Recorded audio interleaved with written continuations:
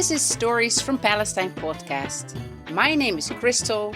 I studied history and teaching, and I am a licensed tour guide. I'm married to a Palestinian from Beit Safafa. We have 2 children, and I have no work now due to the situation. So please, if you enjoy this weekly podcast, click the Ko-fi link in the show notes and make a donation to support the show. And please share the podcast with your friends.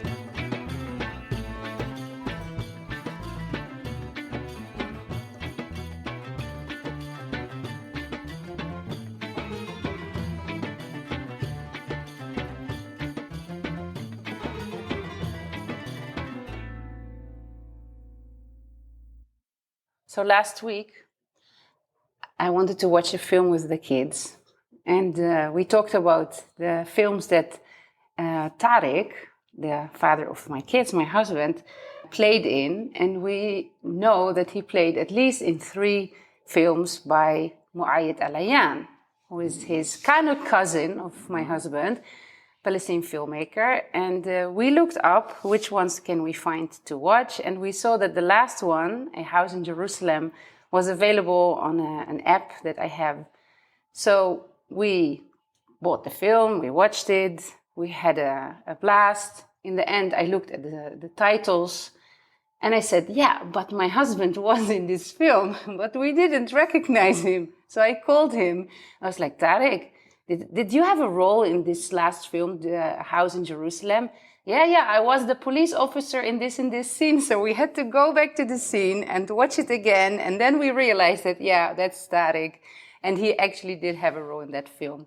And after watching it, I saw the filmmaker at our cafe in Beit Jala, in Singer Cafe. And I said, you know what, I want to talk to you about this film and about maybe also the other films that you did. So I'm sitting here with Muayad, who I've known for, I don't think, 15 years by now. 15 years, that's true. 15 right? years, maybe more, yeah. Because I actually think, now that I think about it, you were the one who drove Tariq and me when we were just still in love to Entanglements. That's true. To give us some privacy. Very early on in the dating period, that's true. So Muayad, please introduce yourself. Who are you? I mean, we know now that you're a filmmaker, but where did you grow up? Also, what did you study? Little bit of background about you. Great. First of all, thanks, Crystal, for the opportunity. I'm so happy to be on your podcast, I guess. So my name is Muayad Elayyan. I'm from a small village in the southern western part of Jerusalem, Beit Safafa. It is technically, side note, it's technically the only remaining Palestinian village on the western part of Jerusalem, because all the neighboring villages to my village were ethnically cleansed, technically. So basically, we are the only remaining Palestinian village in the area between, on the western side at least, when you're going south from Jerusalem to Bethlehem. My family, mother's side and father's side, come from that part of town. I had my childhood there. I went to school inside the old city in Jerusalem. So I grew up between basically the city of Jerusalem, the village on the outskirts of Jerusalem, and the other smaller city, which is Bethlehem, in the same area. And somewhere along the line after high school, even maybe around the last couple of years of high school, I had the chance to get my first filmmaking experience. I think at the time I participated in a workshop that used digital cameras. For the first time, I was using digital cameras. And at the time, it was the beginning of the second Palestinian uprising, the Intifada. And there was this general sense of, among my generation, that, this is our turn to participate in our kind of collective struggle for freedom. And then there was this filmmaking thing that I came across and I felt inspired by. And at the time, it was a mean to kind of express our thoughts, feelings, reflect on our reality, get our voice to the world, and avoid trouble and imprisonment.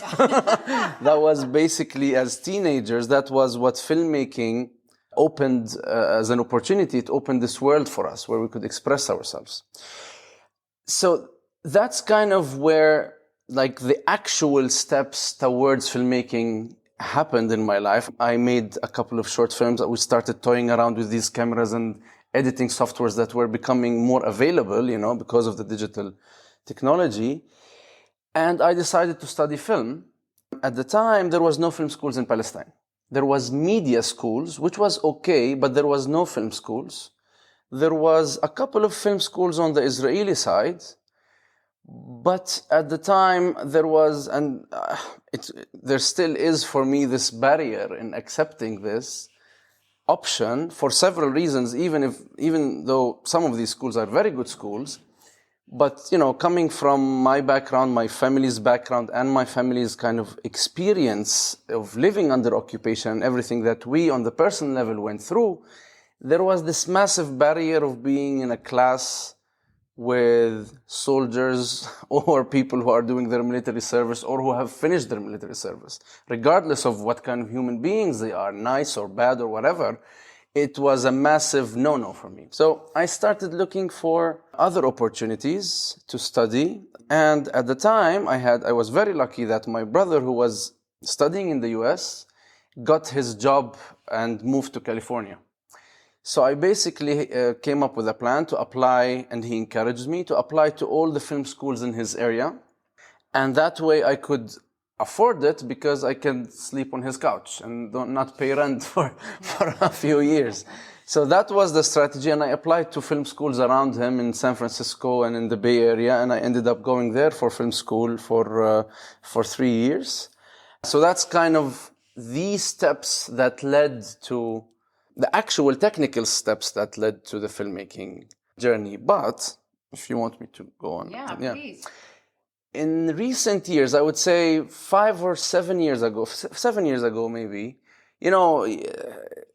this career can get very lonely sometimes, and you really reflect on your choices and how did this happen and how did I end up here, Although I had this clear narrative of the teenage years when I started trying to make films. And I reached to the conclusion that in my childhood, there was this very, very important experience, one very massive experience that had an impact on me, and it marked this experience since my childhood, which was around the time I was 4 or 5. And at the time, my sister graduated from school, came from the US, and brought with her the first video camera, an analog video camera. It was the first camera I ever encountered as a child. I did not use it myself, but there was this one day where we had an uncle who, after years of trying, got a permission to visit my grandmother from Jordan. It was really tough. It's still tough, but it was really tough to visit for Palestinians from Jordan to come to the West Bank. So he got a permit and he came to visit my grandmother. And something happened in the family, and they decided to push my grandma to go and visit her destroyed house, which is on a hilltop near what is now known as the Ramat Rahel kibbutz. And, I'm like 4 or 5 years old. I don't know much of what's going on, but I know that something very critical is happening because my grandmother was refusing to go for a long time. She did not want to go there. It was too painful for her to go there. And then, my uncle was there, everybody was pushing her, so she agreed in the end. My grandma was born in 1908, just to give you kind of, she was born long, long before the occupation and long, long before the creation of the State of Israel. So we ended up going on this trip, and my uncle, who came from Jordan, my late uncle, my late grandmother, they all passed away, Allah yarhamhum. He was a wedding photographer, so he operated the camera. And in this video, what you see is me and my older brother Rami and my sister and my grandmother going around this area where you have these ruins of the house. You can still find them right now. Like if you go there, there's still a couple of walls and the tiles are still there. Now they turned it into a fancier park inside the kibbutz. It's on that hilltop above the gas station. If you know that gas station on the road between Jerusalem and Bethlehem near the Mar Elias monastery, there's a hilltop. That's where her house was. That's where my mother was born, actually. It's a stone's throw away from Beit Safafa. It's a stone throw away, and I'll explain how it happened that we remained in Beit Safafa and not, ended up being refugees elsewhere. So basically, you have this videotape where I'm going around and I'm so impressed by what my grandmother is saying. You know, my brick oven was here and my water well was here, and I look at the water well and I throw rocks inside the well, and then she shows me the window that was near my mother's bed when she was a baby, and it was such a heavy, trip down the memory of and the experience of my grandmother. So we go back home with this tape. And this tape is the most important thing in the life of the family for months and years. And every time somebody comes, they show him the video and they explain and they sit silent, impressed by the images they managed to capture. And as a child, I think I was so impressed by the power that these images had on people. You know, as children, we want attention all the time.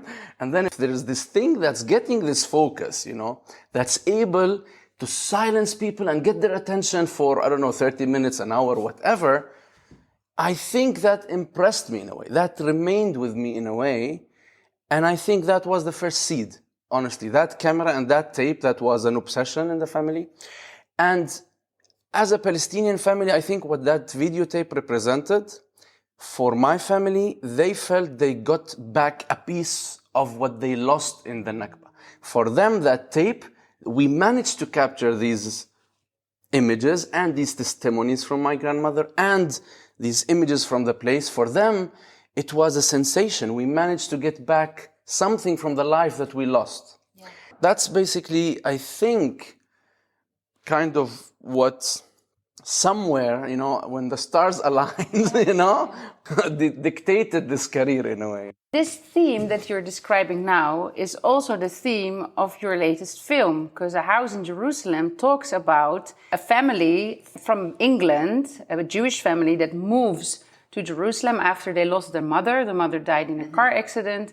And the father and the daughter are coming to Jerusalem because there is a property in the family, in the Jewish family, where they can live. And then the girl, the little girl who really seems to have no clue what's happening and she's just grieving still the loss of her mother, she then finds a doll in an old well, and that triggers, as so to speak, the spirit of a Palestinian girl who used to live in the house. Am I doing a good synopsis? You're doing a good synopsis, and it's good you're not giving away all the story for people who want to watch it. So you did a good job. True. I think I've done 3 feature films, a couple of shorts, and a couple of documentaries so far in my humble career. A House in Jerusalem is the most personal, most intimate.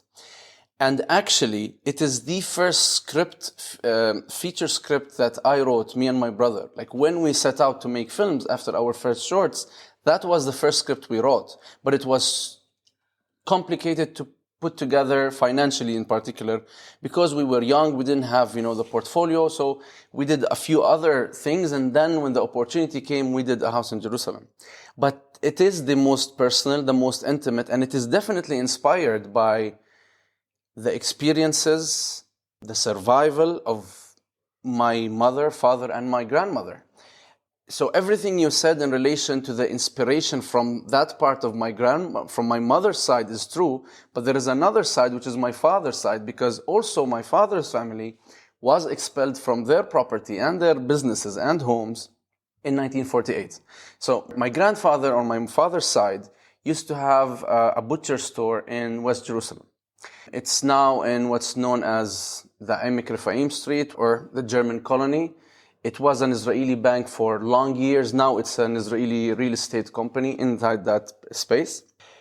So the story goes like this. My father, who was born in 1933, so technically in the Nakba, he was a kind of a teenager, He was the delivery boy delivering meat and goods on his bike in the neighborhood from our butcher store.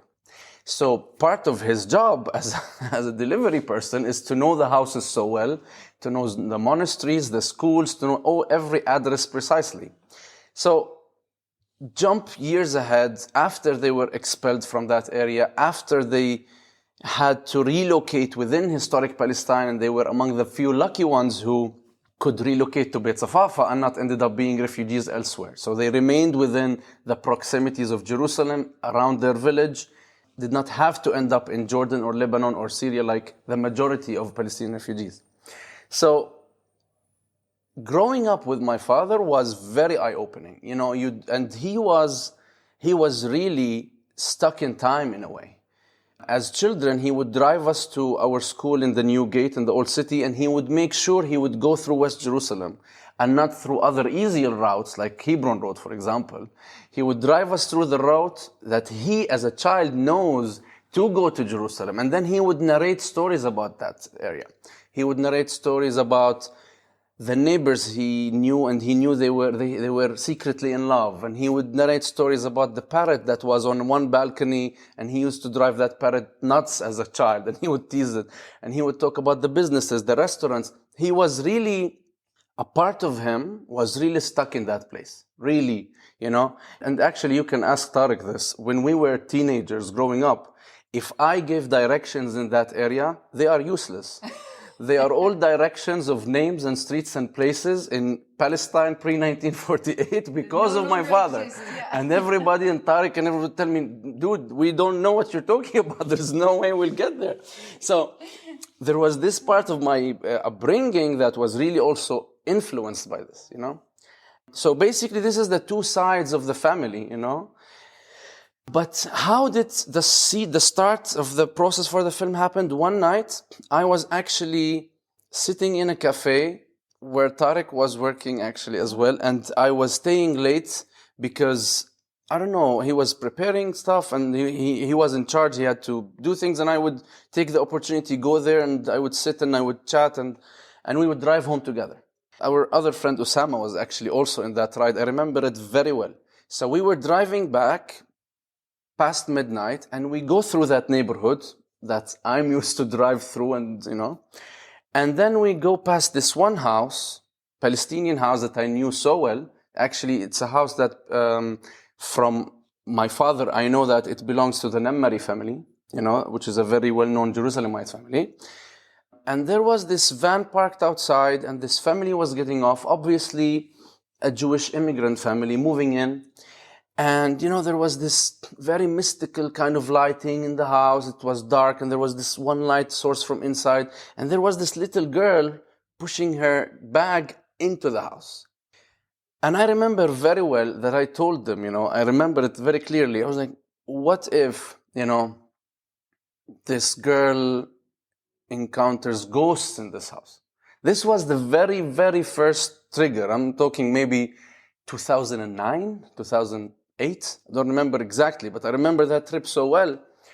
And that's what started the whole what if process. I went home, I talked to my brother Rami, who was my working partner and my writing partner, and we started the what if process, and we started writing a first draft of what could be the story, And it took us long years. I mean, the script went through different changes, but there was, like I told you, there was a big pause, particularly when we realized that we're going to have a little bit more experience and a little bit more access to funding to implement the film.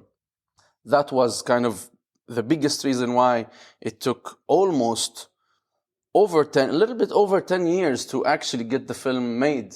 Not that we worked full-time through the 10 years, but we had to stop for a certain moment in time, and we went on to do other projects that were smaller in budget, more feasible. And then when time was right, we went back to that one story that really inspired us. The whole film was shot just between Jerusalem and Bethlehem, just in the area? And a little bit in the UK as well. We filmed on the outskirts of London, and we actually had to film a scene in Pinewood Studios in London because we needed underwater facilities. And the film is a Palestine, UK, Netherlands, Germany co-production. So luckily we had to spend the money in the UK, some money in the UK and some money in the Netherlands, some money in Germany. So we filmed in the studio because we don't have the facilities in Palestine to be able to film underwater, let alone film underwater with children. So we had to use, a proper studio with a proper team that is experienced and trained to underwater. And the house, because one of the most important images that you see during this film is this beautiful Palestinian house that you first don't think anything about, just like, okay, they're moving into a new house. But then you start to realize that this house has a history, and we're going to learn this history actually through the experiences of this little girl. But how do you find such a house? It was really tough. It's a very good question because several reasons. One thing is, ideally, I would have loved to film the entire West Jerusalem part in the West Jerusalem, but it was impossible. One reason is, I don't think any Israeli in any part of West Jerusalem who are living in Palestinian homes, the homes of people who were forced out of them, would be happy to, or would welcome you in, no matter what you do or what you offer them, to film such a story. So this was a challenge. I actually even consulted with people who worked for organizations like Zukhrot, for example, who are experienced in, the Palestinian refugee and destroyed villages and all of that. And it was really hard to find a house in West Jerusalem with owners or inhabitants or any kind of way that we would be able to access it. But the other challenge was that all these very nice old Palestinian houses in West Jerusalem are now turned by the Israeli inhabitants into fancy apartments, duplexes. The gardens are much smaller than they used to be because of all the, urban development that was going on and still going on in West Jerusalem. So we came up with a strategy to find a house in East Jerusalem from the same era, from the same design, with a proper garden, and match that with exteriors from West Jerusalem. And still, that was also hard because we kind of narrowed down 2 houses in East Jerusalem that preserved the garden. But we had a couple of serious obstacles. One was that we really needed to get the people out of the house. And we're talking about Palestinian owners. Palestinian owners in the eastern side, to get them out, find a place for them. And it was COVID. So people really did not want to get out of the house or have strangers in their house. So it took a long time to communicating with the families that own these 2 houses. And in the end, we were lucky to film in the house we filmed in, the Husseini family's house. And still, they were so supportive, but it was also very hard for them and hard for us to make it work because there was a super kind elderly couple who lived on the top floor, and their son was very helpful, but at the same time, they did not want to leave their house. They were like, okay, if you come up with a way where we can stay, then we don't mind. So that added to the complexity because of COVID and because we needed to basically occupy the house for a couple of months. Months? Yeah. Oh. We needed to prep, we needed to dig a hole in the garden, to create a fake well in the garden, to construct different things around the house, and then film for a month and then go to the other locations. So it was really, really hard. And it was a blessing, but it was really hard. It was really tough. Lucky that you made it happen. Yeah. And then the other location where we go, where this little girl is taking us, is across the checkpoint, across the wall into Bethlehem, into the Aida refugee camp. Yeah. Did you really shoot that scene in the refugee camp? Yes, we did. And although with all the logic of film production in the world, anybody who's a professional would tell you, you know what, this is too noisy, too crowded, etc., etc. But for me, a big part of the filming process is being able to shoot on location. This is a big part of why I want to make films here, because I want to document these places and the experiences in these places. But also, it's for me the challenge of how to get films made is as important as the films when they are made. And that has to do with the financing structure, who works on the film, who works with you on pushing this ship across the mountain, And people in Aida refugee camp were very welcoming and very supportive. So the logic in the film world and the film production aspect would tell you, okay, go fake it somewhere else, find somewhere quieter, etc., etc. But for us, we wanted to film in this refugee camp that hosts thousands of Palestinian refugees, and I'm going to tell you a very, very, very shocking story that I learned maybe 1 month before the start of the shoot. The actress that plays older Russia in the film, who's British, originally Syrian, super, super, super amazing actress and super talented, of course, but super experienced. She's a veteran, very well experienced actress in theater and in film. And I was really very lucky to be able to cast her, and it was really an honor to have her here. There was this story she told me that, gave me goosebumps. It gives me same now.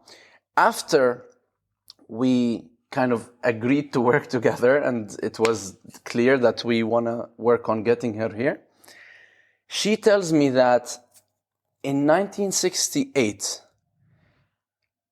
as a very young actress working for a theater in London, she came to Aida refugee camp to document stories of refugees to be adapted into theatrical works in the UK.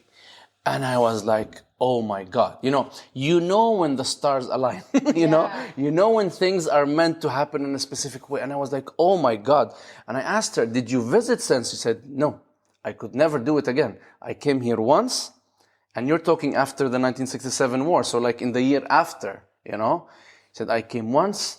It was so emotionally intense, and I never came back. And I could feel how heavy it was for her, but she was also super happy to be here. She was super, super happy and motivated to be here. So there are certain things, that you need to follow your gut feeling, It was amazing. Suad Faris, her name, an amazing actress.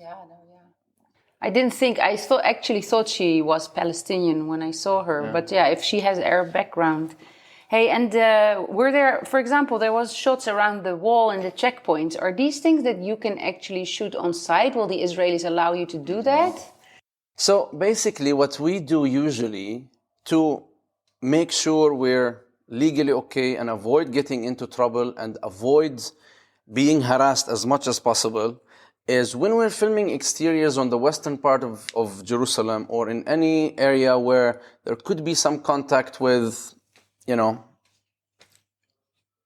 Israelis, we usually try to be super narrow, super small crew, super documentary size crew, really be seamless and kind of not have a heavy presence where we're blocking a pavement or we're closing a part of a park or something. Not give the authorities any reason to we're stop. Trying to stick to what the rules allow, which is, under, 8 or 9 people at a certain moment, not blocking any pavements, not filming any security, whatever, blah, blah, blah, whatever. And what we do is, that's what we did in West Jerusalem, for example. We had our bases scattered around. We had like our catering somewhere, our makeup, car somewhere, and then we had a green room for the actresses in a guest house somewhere. Like we scattered bases around to be able to operate. In the case of the checkpoint, we filmed outside the checkpoint on the pavement. So we filmed on the outside of the real checkpoint, on both sides, on the Bethlehem side and on the Jerusalem side. And then the interior of the checkpoint, we had to build it actually. We built it here across the street from where we're sitting in the basement of the Angel Hotel. Oh, really? So our art department built this whole checkpoint environment with barbed wires, walls, these metal gates, and the fluorescent lighting to help us, film in a realistic environment, and match with the getting in and getting out of what we filmed from the street. So that part is actually staged in the basement in the parking basement of the Angel Hotel. Good to know. Yeah, so those are some of the challenges that you faced. When you watch the film, I think some people may not understand all the depth or levels, because if you have no knowledge of what happened, then it will be understood differently. What were you hoping for when you made this film, knowing that it will be shown in cinemas, people can watch it online? I think it was or is available on Netflix. You can tell us where. But for people who are and who are not aware at all of history, how did you see that? What was your message? I wouldn't say message. I'd rather say experience in a way.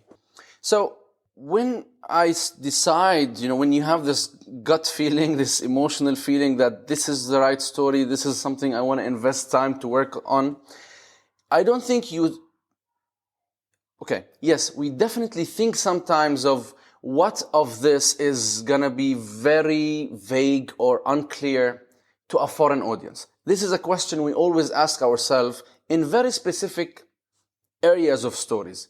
But generally, that's not the concern we start with. The first concern is telling a story that can emotionally engage the audience, educate for sure, entertain for sure, give the audience questions to leave the theater with, and an emotion that would stay with them, hopefully, if we do a good job.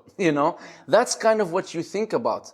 But I agree with you that depending on your knowledge of the occupation, the Palestinian cause, the struggle, your experience of the film will be different. So if you have no experience at all, no knowledge, no encounter at all, you will watch a story about two girls who are traumatized, who find some kind of hope in each other's pursuit for answers and peace, and you would enjoy it as a story set in Jerusalem and with all the kind of the backdrops, if you wish, but you would watch a story about dealing with trauma and how do we move on, okay? If you know the context of the occupation, if you know the context of Palestine, you will see much more than that. You will see how the personal traumas of one girl and the other versus the collective trauma of a nation that went through displacement, all kinds of horrors. There is this also kind of comparison between how do we as an audience relate to personal traumas that we all know very well as part of our life, and how do we relate to collective traumas of a group of people. And if you know more, and if you're more politically involved or aware, you would also reach to the question of, is this world biased towards the collective trauma of one people versus the other? Why are we able to connect to individual traumas and not understand collective traumas of people simply because they are different or the other, So in a way, it's different. Now, if you're a Palestinian watching the film, you will have another kind of experience. There is a very, very kind educator, journalist, refugee living in Ramallah who wrote to me after he watched the film. We've never met. We became friends since he watched the film. And he told me that, and we're going to touch on the ghost aspect of the movie in this, what I'm going to say. He told me, my father used to always tell me when I ask him who you are or where do you consider yourself, or he would always tell him, I'm still that child sitting in front of my father's store in our destroyed village back there. And for him, it was so emotional that this other Palestinian son and grandson of refugees reached to the similar kind of observation on the experience of my parents and my grandmother, that they are really lost a piece of their soul, and a broken part of them is stuck in these places, in these experiences, in this trauma, So you would definitely see it in that sense. Actually, I've had Armenians watching the film who also related to this, because there are Armenians who were expelled from homes. I had Greek people who know stories of their grandparents and grandparents who've lost their homes.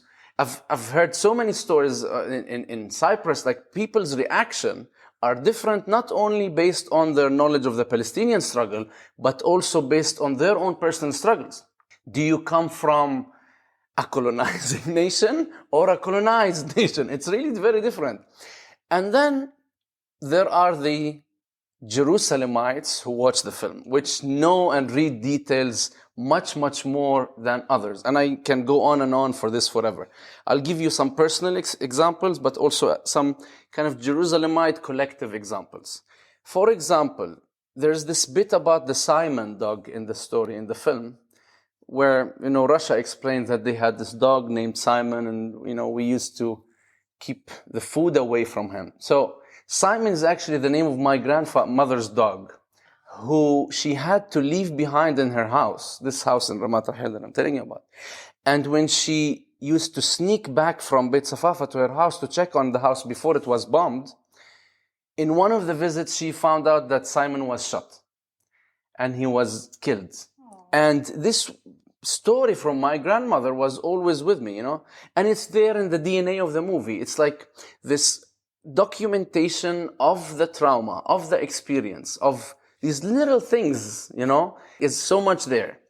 Other examples, in the film, you see Rebecca's nightmare in Lifta village, which is another destroyed Palestinian village. You see her in a field trip in Amwas, which is a Palestinian village that was ethnically cleansed in 1967, not even in 1948, And like I said, there are so much in the DNA of the movie that are all parts of this mosaic of our collective memory, of our collective experience, that depending on your experience of the place, you would pick them up or not. A very minor, super minor example of that. For example, when Rebecca's walking in the street in the German colony, there's a tune that plays, and our amazing Dutch composer, Dutch-Romanian composer, when we spoke about that bit, that part, I told him the story about Asmahan, which is a very famous Arab singer who visited Palestine pre-1948, and she stayed actually in a house in the German colony, which is now, the Emek Refaim neighborhood in the Israeli naming of the place. And in one of these houses, and I can show you that it's across from the Aroma Cafe. It used to be, it's originally the house of the Uwaida family, which is a very well-known Jerusalemite family. And she sang a very known song called دخلت مرة في جنينة, I once entered a garden, in that place, okay? So in that part in the movie, there were two things that were inspired by this reality, by this story. One is the music. So he composed something inspired from that song when Rebecca is going past these houses. And we casted our dear friend Huda al-Imam, whose mother was born in that house. And she plays a very small extra role where she walks out of that house. She's this mysterious lady walking out of the house. She's actually walking out of her uncle's houses. Her uncles became refugees in Jordan, were not allowed back in, And these houses are part of her experience. So there is this whole very complex mosaic depending on how much you know. If you know the story about Asmahan, and you will pick it up. If you don't, it's still there. You know what I mean? You will still experience something that is very related to our collective experience, to our kind of heritage, oral history from that part. And for me, it's documented, it's captured there on tape, on film. You know what I mean? So now, for me, it's very interesting to understand if such a film can be or was shown here in Israel, let's say, and if Israelis saw it, and how is their reaction, or would their reaction be if they see this? Because I think it's very emotionally confronting for people and maybe not easy to accept. I'm going to be honest with you. I would love for the entire world to watch my film. I think more and more in recent years, in the last 10 years, I think there is less and less Israelis who are progressive enough, pro-justice enough to be interested in Palestinian narrative content, films, etc. Literature, arts. I am aware that there was a time when there was a kind of some percentage in Israel that was curious to know and hear. I think, sadly, the vast majority of these people have either left or have chosen, to stay in peace in the face of the massive 90 or God knows how much percent of the Israeli right-wing society, which is not accepting to any kind of acknowledgement to what happened to us, So in a way, yes, I'm pretty sure there is a handful of people in Israel who would be very interested to watch, but it's a super, super, super low number, I think, sadly. But again, we are in an era where everything is online and everything is on platforms, so whoever is interested could actually watch. But honestly, from working in the industry, from knowing a lot of people who work here, from knowing a lot of Israeli filmmakers who have left the country because they cannot be here anymore because of their views, I don't think there is a massive audience for this film. You didn't get anybody to write you who saw the film and completely disagreed with the feeling or the theme of the film? Not completely disagreed. I mean, there were journalists who wrote, I think there was this one journalist who, for example, who wrote saying, the film assumes that it was meant to be a negative comment. This film, the story assumes that the Jewish girl does not know anything about the history or the background. And I thought that was a very interesting comment. It's like super, super denial, in a way, because nobody is saying that they're not told anything. The question is, what are they told? You know what I mean? And as a Jerusalemite who has lived in Jerusalem, has lived, walked, worked in West Jerusalem as a teenager, and I can tell you that the vast, vast majority are told things like, it was an empty land. The Arabs simply left. They woke up one day and we left. We decided collectively to leave, or the government gave us these houses. These kind of answers. So technically, what Rebecca is told by her father and what he is told by his father that bought the house from the state, like many did, is the narrative that they are being told. Do you really think Israeli parents in West Jerusalem who live in Arab houses tell their children, we expelled them out and they are now living miserably in refugee camps and they don't have sewage and they don't have... Is that what they tell them? Really, do you tell your son? Oh, we're living in the house of... Nobody would tell their son. So these kind of comments are honestly ridiculous, So, of course, I've seen very positive articles and reviews by Jewish journalists, particularly in the West, particularly in the US, where there is obviously a very strong movement of questioning what Zionism has done to Palestinians and what Zionism has been trying to enforce upon the Jews around the world, who really do not want to have anything to do with massacring of people, with displacement of people, and obviously there is a very strong movement, particularly among the youth, more in the US than in Europe, actually, on campuses, in schools, and you see it, So there was also very good reviews from people who I don't know, but it's obviously that they are among this generation of Jews who are saying, we're not gonna accept any more of this shit. You cannot lie to us anymore, You cannot tell us that this was a desert and then, there's this amazing, beautiful dream where we went to the desert and we made the crops grow and there was snakes, there was nobody here, So yeah, I got all kinds of, reviews. Your film came out about a year and a half ago, I think, February 2023, January. And then we had 7 October last year, and since then we've seen a genocide and ethnic cleansing in the Gaza Strip, which is basically your theme of the film is a continuation. It's not something that stopped, it's that we're seeing it again. Do you see that people are linking the theme of your film with that? A lot of the Q&As that I did in festivals and also in theatrical releases in France, the UK, in Switzerland, and in the US, this question definitely came up. It's not something, it's very obvious.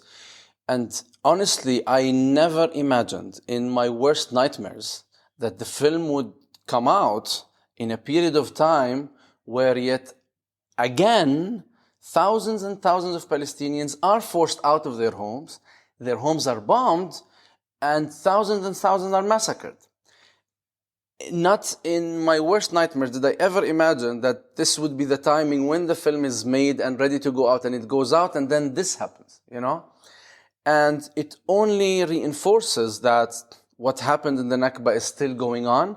And actually, I know that was also horrible. That was another kind of massacre, on a different scale, because the population was less, and now the numbers are unbelievable. You know what I mean? Like, if you look at the collective history of Palestinians, we went through so many massacres that the occupation has done to us. Growing up, Sabra and Shatila, for example, and what happened in Lebanon was kind of the worst things that happened, that was. Now, if you look at the numbers, the level of brutality is just unbelievable. And I think that this year has changed us all, I don't think any Palestinian or anybody who lives in Palestine or anybody who, is close to the Palestinian cause will ever be the same again, because we all experience this injustice at a level that is unbelievable, It's like nothing we've seen before, and the ignorance in the world and the hypocrisy of the world is like nothing we've encountered before, So at so many levels, there are so many masks that fell, and I think we are forever changed. And again, a piece of us, there is this scar inside of us that will never go away. Muayad, you made other two films. I know this because my husband played a role in them as well. One of them, he was a settler, I think. Yeah. And the other one, a Greek Orthodox priest. That's true. Yeah. And there was a short where he was a soldier, an Israeli soldier. Oh, also. Okay, yeah. He never has a line, though. He doesn't say anything. No, I think he had a line once or twice, but, Yeah, no, maybe he had a line once. I'll think about. I'll have to. Yeah. There was Love, Theft, and Other Entanglements. That's a long name. Yeah. This was about a Palestinian guy who steals a car and then finds out that there's a soldier in the trunk. Oh, of yeah. the car. Yeah. He's kind of an anti-hero, or what we say. Yeah. It is, and it was at a time where I was teaching and working in Bethlehem. It was a period of time where, yet again, I think collectively we were going through this period of despair where there was for years some kind of feeling of hope that things could become better. And then slowly we realized that we are hitting a wall again and our reality is not really improving. And it was at a time where a lot of people were around me were leaving the place. A lot of people were emigrating. Everybody was on the look for a visa to leave because everybody was depressed, living in despair, financially in trouble, emotionally, drained. And at the time, there was the story of the Israeli soldier that was held in Gaza, and the entire world was talking about this one person who was held in Gaza, and there was, news coverage all the time. There was negotiations, there was, attempts from, Western mediators to find a solution. And while this was always in the background, I would always be in places where people who are super desperate, are, reflecting to me. And me, myself, I was also questioning, what are we going to do in this place and how are we going to improve our reality? And then it hit me, I thought, what if one of these guys who are so desperate to leave, is a car thief, and actually my car got stolen at the time. This is like all the bits and pieces. So my car got stolen also. I had a car that was stolen in that period of time. Also because I'm pretty sure because of the despair that was, and still is in the, and then I kind of had this, alignments of thoughts of the car being stolen, this despair and the soldier story. I was like, what if, And there was this thing that everybody was saying, because Israel was looking for the soldier everywhere and they're not finding him. And then there was this kind of very dark joke going around that maybe they're keeping him in Israel. That's why they're not finding him. There was this joke going around. And I thought, you know what if this guy who steals a car from West Jerusalem, thinking it's an Israeli car, and he finds the Israeli kidnapped soldier in the trunk, the one thing that he wants to avoid and the one thing he wants to do is leave this place. Yeah. And then he's sucked into the biggest trouble of this place, and in the eyes of the everybody around, he's a nobody. He's one more Palestinian nobody that nobody cares about. And he's next to the soldier, the one person that the entire world cares about so much, That was the concept behind and it turned out to be kind of a cute, dark comedy, black and white movie. I remember that was the first thing I watched from you. And then there was the reports on Sarah and Saleem, and I even have a little role in that. Yes, that's true. You had a scene in the swimming pool, Absolutely. And you needed somebody in the background to swim. Otherwise, it's awkward to have an empty swimming pool. And actually, I remember you were the fittest swimmer because I tortured the other actors because we were doing so much repetitions that everybody was in pain, and you were the only one who had no problem. I kept going. You kept going. I remember that very well. Yeah. Can you do a quick synopsis of that film? So the reports on Sarah and Saleem is a story of a couple, a Palestinian man and an Israeli woman, who are having an affair behind the backs of their partners. She's a cafe owner. He's a driver working for a bakery. Basically, they get in trouble on one night where he invites her out on the Palestinian side across the wall. They get into a trouble with a man who's connected to a Palestinian security agency. And in that trouble, the guy decides to get back at them and frames the Palestinian man, Saleem, with bringing prostitutes over from the other side. And it's a whole fabrication of reports just to get back at him. Saleem finds a way to get out of this trouble, also through other middlemen and connected people to kind of undo the harm that guy is trying to get him in.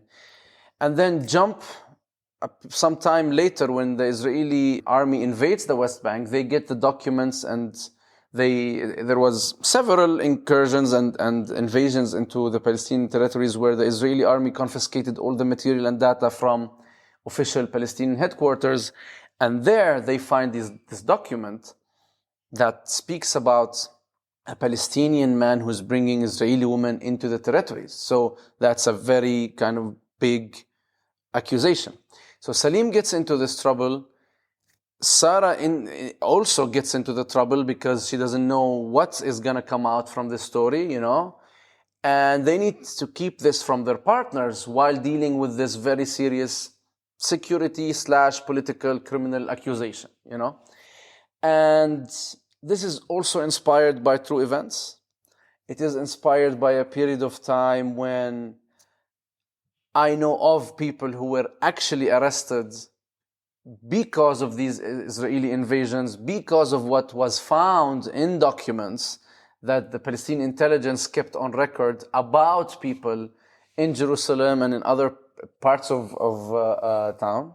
So when I remember long before we made the film, I read in the news some of these stories and remained with me, And years later, because to me it was a very complex drama, and it was a very hard to believe, very real, thriller in a way. Because if you tell these stories and the consequences of these stories to anybody around the world, they will say, this is exaggerated, And that then, doesn't happen. That could not happen. And then actually one of the things that the film is, exposing to the world is that actually in the context of Jerusalem, in the context of the occupation, even something like an infidelity could have consequences that are absolutely not at the same level of an infidelity anywhere else in the world. Even an infidelity gets blown out here. So that was kind of the main concept, and we worked from that in a way. Do you feel as a Palestinian-born filmmaker that you have to make, I'm sure you get this question all the time, but I think it's interesting. Because I talked to an artist, a Palestinian artist, about this before. I recorded him on one of the first podcast episodes. That as a Palestinian artist or filmmaker, do you feel that you have to make films or art related to your reality? Is it easy to do something completely different? Would people accept that if you did something that did not touch in any way on your reality? So I'll tell you something. I'm always writing ideas, you know. I mean, it's part of, even though I know that chances are in my lifetime I will not get the chance to make all of these ideas, but you still have to continue writing because it keeps you alive and it inspires you, and you never know how you could, you know, what you learn from these processes. I've written things that are not set here, you know, that have nothing to do with the place.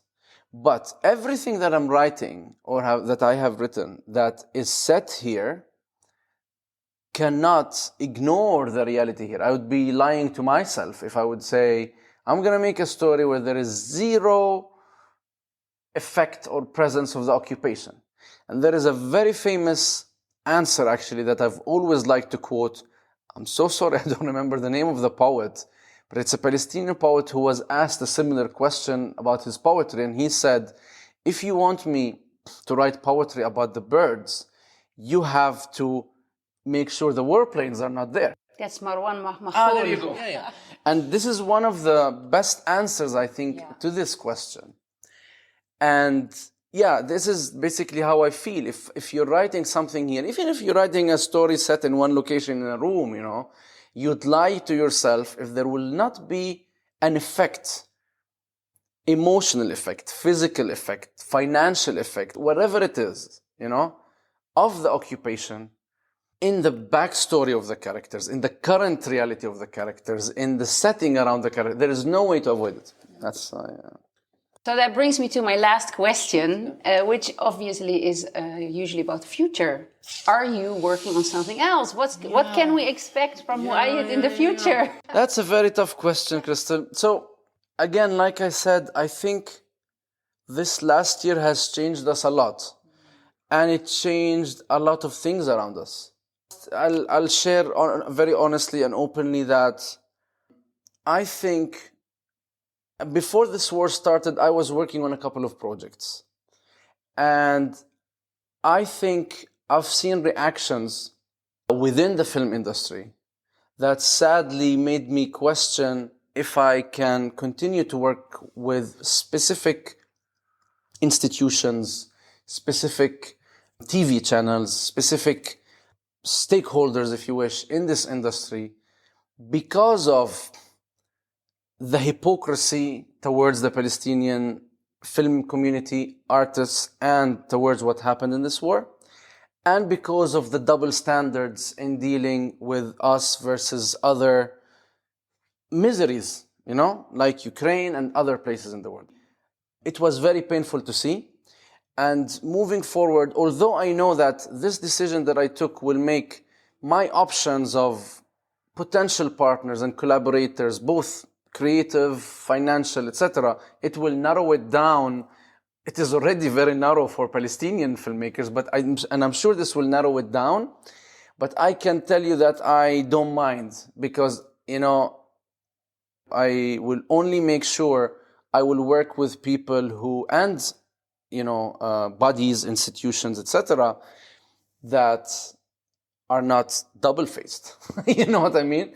And this will delay my projects. And honestly, if we were not in the context of the war as a filmmaker, I would feel sad. I would feel that, you know, my work is in, you know. But I really don't feel sad at all because I see people dying every day and I see people being starved, and people desperate for water and for medical treatment. And with all my love to cinema and to, you know, art, I think that comes definitely second or third next to the priorities that we collectively are now facing.